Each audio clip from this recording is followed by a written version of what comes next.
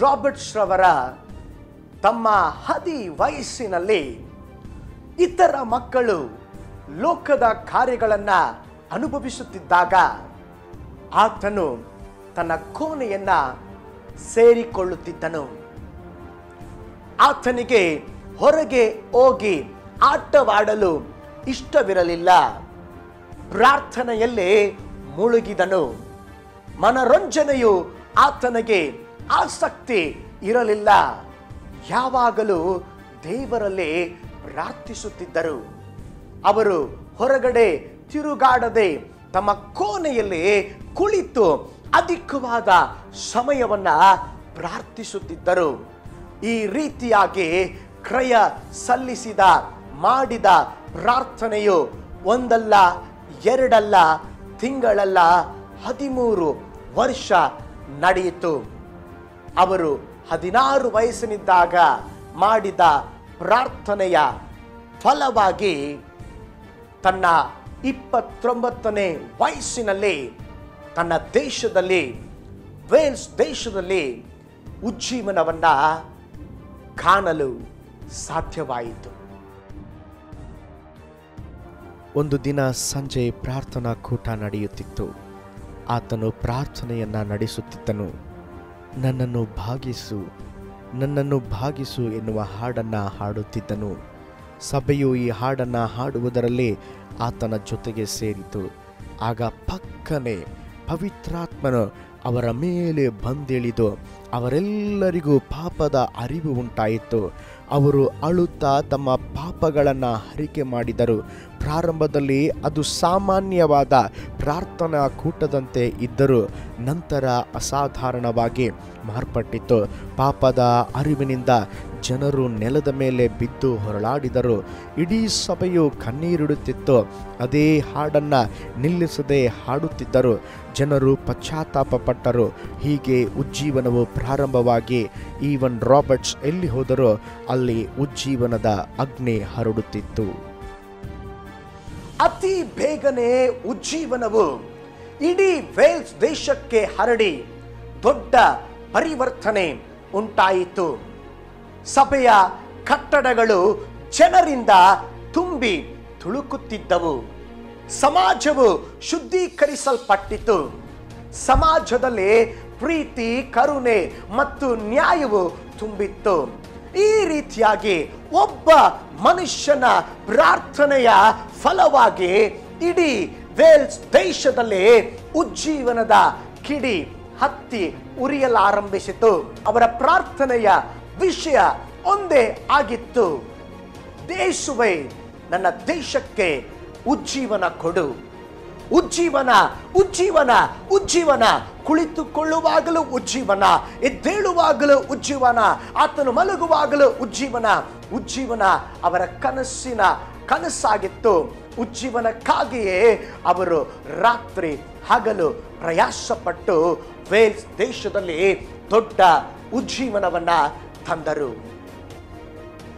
Even Roberts ರವರು ದೊಡ್ಡ ದೊಡ್ಡ ಪ್ರಸಂಗಗಳನ್ನು ಮಾಡಲಿಲ್ಲ. ಕೆಲವೇ ಮಾತುಗಳನ್ನು ಸತ್ಯವೇದದಿಂದ ಅವರು ಹೇಳುತ್ತಿದ್ದರು. ಆದರೆ ಅವರು ಮಾತನಾಡಿ ಮುಗಿಸಿದ ಕೂಡಲೇ ದೇವರ ಪ್ರಸನ್ನತೆಯು ಅಲೆ ಅಲೆಯಾಗಿ ಇಡೀ ದೇವಾಲಯದಲ್ಲಿ ತುಂಬಿಸುತ್ತಿತ್ತು.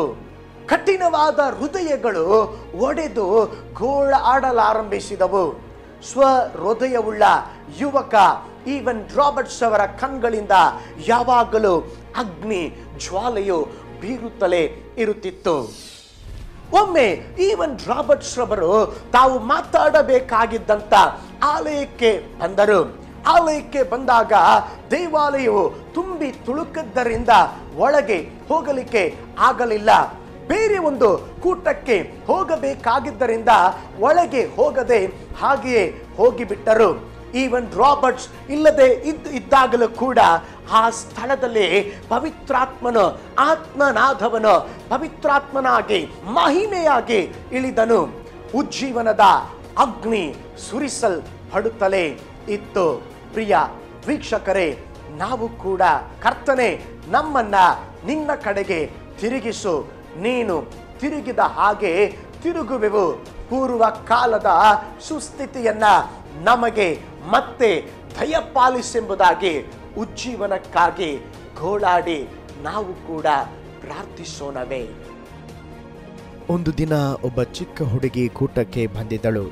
ಅವಳ ಹೃದಯದಲ್ಲಿ ದೈವಿಕವಾದ ಪ್ರೀತಿ ತುಂಬಿ ತುಳುಕುತ್ತಿತ್ತು. ಅವಳು ತಾನು ಕ್ರಿಸ್ತನನ್ನ ಅಂಗೀಕರಿಸಿಕೊಂಡಿದ್ದನ್ನ ಕುರಿತು ಸಾಕ್ಷಿ ಹೇಳಲು ಬಯಸಿದಳು. ಅವಳು ನಾಚಿಕೆ ಸ್ವಭಾವವು ಅವಳನ್ನು ತಡೆಯಲು ಯತ್ನಿಸಿದಾಗ್ಯೂ ಅವಳು ಎದ್ದು ನಿಂತವಳು ಓ ಎಂದು ಬಿಕ್ಕಿ ಅಳಲಾರಂಭಿಸಿದಳು. ಕರ್ತನೇ, ನಿನ್ನನ್ನು ನನ್ನ ಪೂರ್ಣ ಹೃದಯದಿಂದ ಪ್ರೀತಿಸುತ್ತೇನೆ ಎಂದು ಪದೇ ಪದೇ ಹೇಳುತ್ತಲೇ ಇದ್ದಳು. ಆಗ ಮಿಂಚಿನಂತೆ ಒಂದು ಮಹಿಮೆಯು ಅಲ್ಲಿದ್ದವರೆಲ್ಲರನ್ನ ಬಲವಾಗಿ ತಾಕಿತು. ಆಗ ಎಲ್ಲರೂ ಪವಿತ್ರಾತ್ಮನಿಂದ ಪ್ರೇರೇಪಿತರಾದರು. ಚಿಕ್ಕ ಹುಡುಗಿಯ ಅಲ್ಪವಾದ ಒಂದು ಹರಿಕೆಯು ಯೇಸುವಿನ ಪಾದದಲ್ಲಿ ಒಯ್ಯಲ್ಪಟ್ಟ ತೈಲದಂತೆ ಎಲ್ಲೆಡೆಯಲ್ಲಿಯೂ ಕಂಪು ಸೂಸಲಾರಂಭಿಸಿತು. ದೇವಾಲಯದಲ್ಲಿದ್ದವರೆಲ್ಲರೂ ಸ್ಪರ್ಶಿತರಾದರು.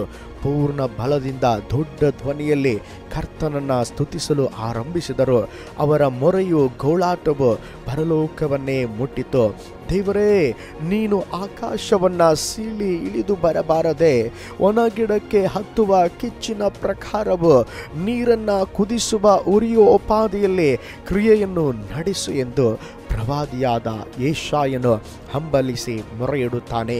ನಿನ್ನ ಪ್ರಜೆಯಾದ ನಾವು ನಿನ್ನಲ್ಲಿ ಆನಂದಿಸುವಂತೆ ನೀನು ನಮ್ಮನ್ನು ಚೈತನ್ಯ ಪಡಿಸುವುದಲ್ಲೇವೋ ಎಂದು ದಾವೀದನು ಹಂಬಲಿಸುತ್ತಾನೆ. ಹೌದು ಪ್ರಿಯರೇ, ಉಜ್ಜೀವನದ ದಿನಗಳು ನಮಗೆ ಒದಗಿ ಬಂದಿದೆ. ಕಣ್ಣುಗಳನ್ನು ಮೇಲೆತ್ತಿ ನೋಡ್ರಿ. ವೇಲ್ಸ್ ದೇಶದ ಉಜ್ಜೀವನವು ಆ ದೇಶದ ಚರಿತ್ರೆಯನ್ನೇ ಮಾರ್ಪಡಿಸಿತು. ಸತ್ಯವೇದವು ಅವರಿಗೆ ಮನೋಲ್ಲಾಸವನ್ನು ತಂದಿತು. ಜನರು ಪ್ರಯಾಣಗಳಲ್ಲಿ ಕೆಲಸ ಕಾರ್ಯಗಳನ್ನು ಮಾಡುವಾಗ ಸತ್ಯವೇದವನ್ನು ಓದುತ್ತಲೇ ಇದ್ದರು. ಇದರಿಂದಾಗಿ ಎಲ್ಲೆಲ್ಲೂ ಸಂತೋಷ ಸಮಾಧಾನ ಇದ್ದಿತು. ನಮ್ಮ ದೇಶದ ಉಜ್ಜೀವನಕ್ಕಾಗಿ ನಾವು ಮೊರೆಯಿಡೋಣವೇ. ಉಜ್ಜೀವನದ ಬೆಂಕಿ ಹತ್ತಿ ಉರಿಯಲು ಸೌದೆಯಾಗಿ ಉಪಯೋಗಿಸಲ್ಪಡೋಣವೇ. ಕರ್ತನು ನಮ್ಮ ದೇಶವನ್ನ ಸಂಧಿಸುವ ಸಮಯ ಬಂದಿತು. ದೊಡ್ಡ ಮಳೆಯ ಶಬ್ದ ಕೇಳಿಸುತ್ತಿದೆ. ಧೂಳನ್ನ ಜಾಡಿಸಿಕೊಳ್ಳುವಿಯಾ? ದೇವ ಮಗುವೆ, ಏಳು, ಎಚ್ಚರವಾಗು. ಹೌದು ಪ್ರಿಯ ವೀಕ್ಷಕರೇ, ಒಬ್ಬ ಈವನ್ ರಾಬರ್ಟ್ಸ್ ರವರ ಮೂಲಕ ವೇಲ್ಸ್ ದೇಶದಲ್ಲಿ ಉಜ್ಜೀವನ ಉಂಟಾಗಿರುವುದಾದರೆ ಯಾಕೆ ನಮ್ಮ ಭಾರತದಲ್ಲಿ, ನಮ್ಮ ಕರ್ನಾಟಕದಲ್ಲಿ ಆಗಬಾರದು? ಹೌದು, ಈ ದಿನಗಳು ಉಜ್ಜೀವನದ ದಿನಗಳಾಗಿದೆ. ವೇಲ್ಸ್ ದೇಶದ ಈವನ್ ರಾಬರ್ಟ್ಸ್ ರವರ ಹಾಗೆ ನಾವು ಕೂಡ ಒಬ್ಬ ಈವನ್ ರಾಬರ್ಟ್ಸ್ ಆಗಿ ಯಾಕೆ ಆಗಬಾರದು? ದೇವರು ಈ ಲೋಕವನ್ನ ನಾಶ ಮಾಡದಂತೆ ಆಶೀರ್ವದಿಸುವಂತೆ ನಾವು ಜೀವಿಸುವ ಈ ಸಂತತಿಯಲ್ಲೇ ಉಜ್ಜೀವನವನ್ನ ಕಾಣುವಂತೆ ನಾವು ದೇವರಲ್ಲಿ ಮೊರೆಯಿಡೋಣ. ಆದುದರಿಂದ ಪ್ರಿಯ ವೀಕ್ಷಕರೇ, ಉಜ್ಜೀವನವೇ ನಮ್ಮ ಕನಸಾಗಿರಲಿ. ಉಜ್ಜೀವನವೇ ನಿಮ್ಮ ಅಚ್ಚು ಮೆಚ್ಚಿನ ವಿಷಯವಾಗಿರಲಿ.